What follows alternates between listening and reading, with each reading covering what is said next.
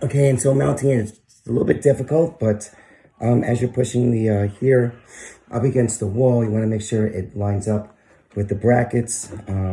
Any excess wire, you can actually push it right back into the heater and without forcing it. And then whatever's left over will go right into the receptacle box or the gang box.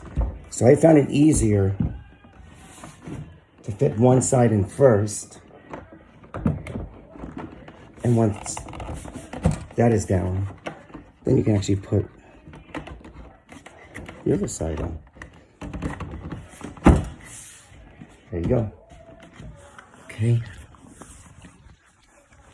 And so there you have it. I'm doing this backwards.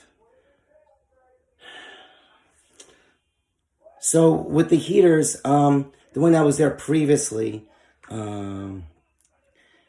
they were attached to,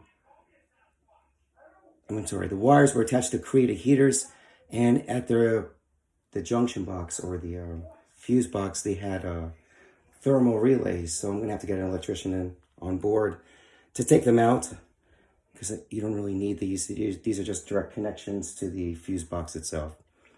Okay.